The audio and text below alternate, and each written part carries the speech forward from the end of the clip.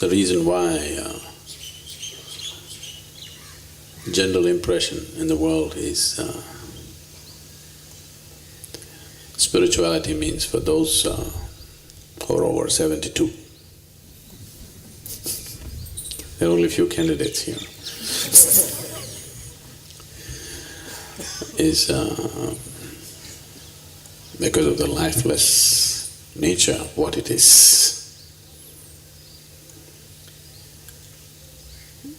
At the same time, you know, this shows how confused humanity has been on these aspects. When we say spirituality, we mean it's for all people who have no capability to live any other aspect of life. If you can't eat properly, if you can't live properly, if your head has begun to shake, then go sit with the guru and talk something spiritual. But at the same time, when we say somebody is spirited, it means he's full of life, isn't it? So, if being spirited is being full of life, being spiritual must be enormous amount of life, isn't it? But unfortunately, it's generally got this impression because of the way it's been propagated, presented and misused in so many different ways. Anybody who is incapable of life generally gets labeled as spiritual. If you can't digest the food that you eat, you anyway don't eat. If you don't eat for 3 days, you should be spiritual. Actually, if you don't eat well, dress well, live well, you got to be spiritual. That's the general understanding. So,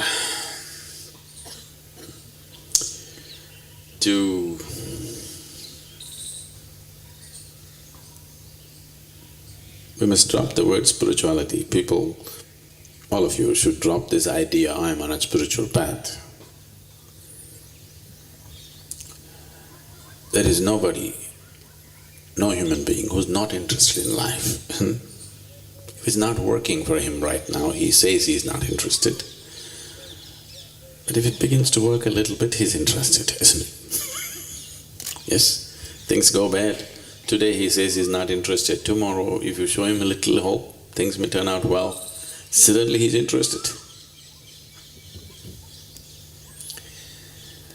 So, anyway you're interested in life,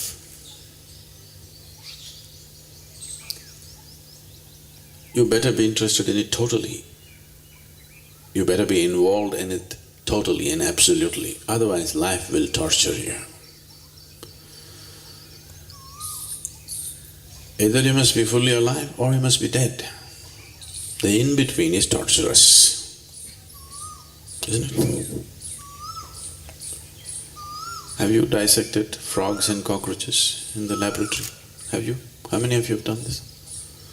You know, in between is torturous, don't you know?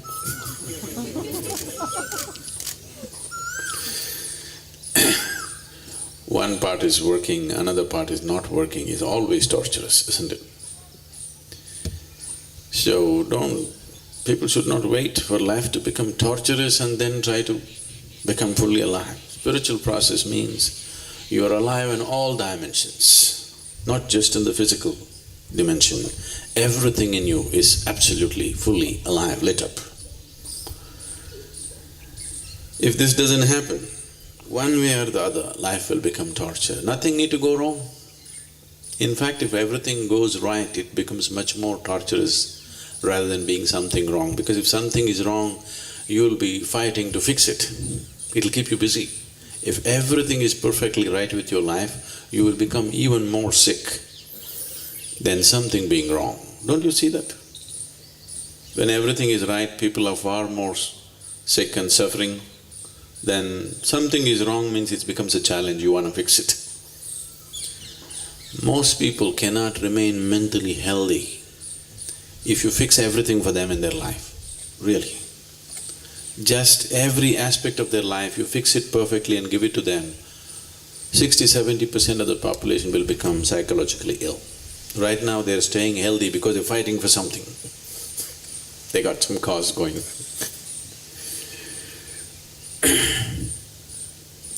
This losing interest in life is only when the energy is low.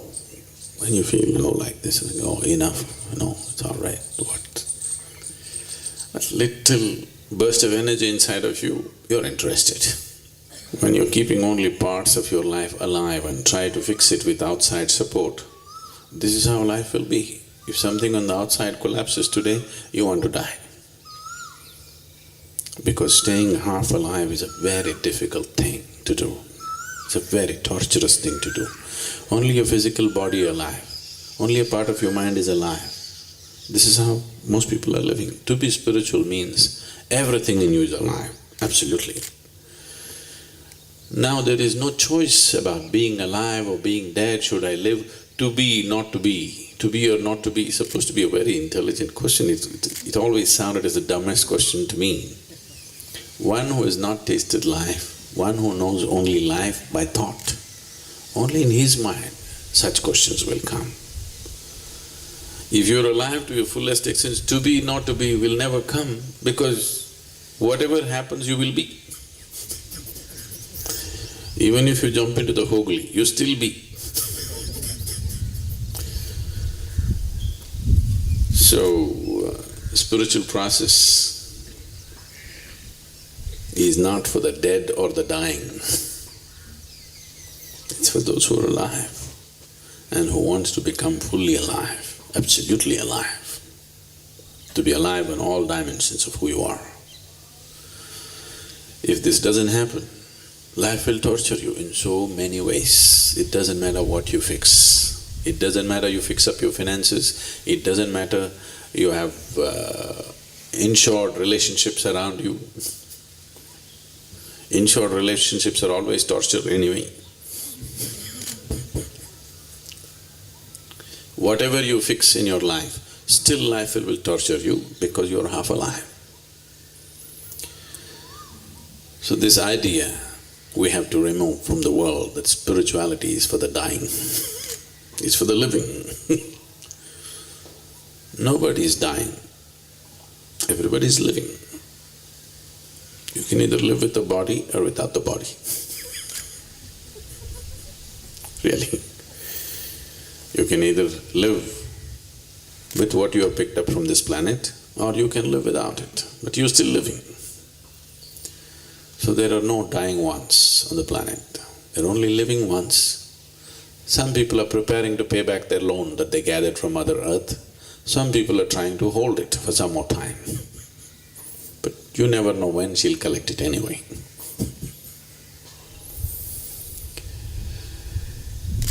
So, right now, it's very important that for such a possibility to arise in everybody's lives, we also create a conducive atmosphere in the societies in which we live.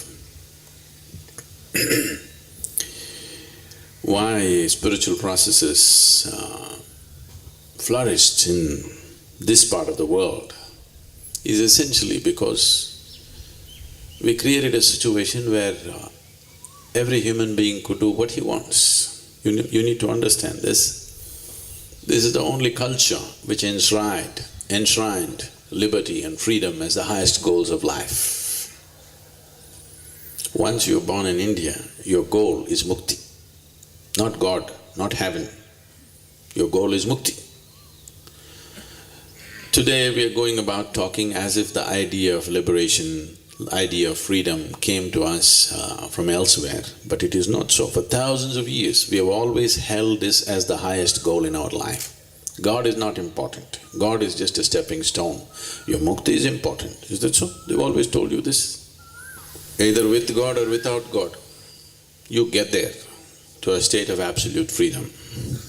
That's the most important thing. This was possible because the same sense of liberty we created in every aspect of life around us, that you could do whatever you want and still be a part of this society. If you were a farmer, you could worship your plow. It was okay. You are a blacksmith, you could worship your anvil, it was okay. You loved your mother, you could worship your mother, it is okay. You loved your wife, you could worship your wife, it's okay. You loved your child, you could worship your child, it's okay. You're a gardener, you like the trees and you worship the tree, it is okay. Or you don't like any of the existing gods and goddesses, you can create your own. Nobody thought it's wrong. There was never ever an idea of somebody being a heretic in the society. Believers, non-believers, people who worshipped snakes, cows, elephants, monkeys, mountains, trees, rivers, whatever they worshipped or they did not worship anything, all of them were allowed to live here with the same sense of freedom, with the same freedom to express their thought, to express their whatever they feel, their experience of life. Only if such an atmosphere is maintained, spiritual processes will grow. So if we do not maintain this sense of liberty and freedom in the way we think and feel and express ourselves and relate ourselves to whatever we wish, there will be no spiritual process. There will be no room for people to explore their consciousness. You have to just go by standard book, what is said, that's all there is. So maintaining this in the country is very, very important, that everybody should enjoy this liberty. Everybody can do what they want and still we are here. During World War II, you heard of Himmler? He was one of Hitler's hitman. So, Himmler walked into a safe house where there were 8 Hitler doubles. 8 people who looked exactly like Hitler, they were trained to behave like Hitler, everything. He walked in and told them, there is some good news and bad news. Because you had to treat them like Hitler because they have to get used to it. So he went and saluted them and they said, Führers. There's good news and bad news. They said, okay, good news first. Then he said, our Führer is still alive. That's good news. They said, that's great. What's the bad news? Then he said, our Führer has lost his left eye. Okay. So, what happens around you will happen to you. You can't get away with it. What happens around you, what happens to India will happen to all the Indians, isn't it? So we need to, not for political reasons, for spiritual reasons also, we need to create situations, conducive situations around us.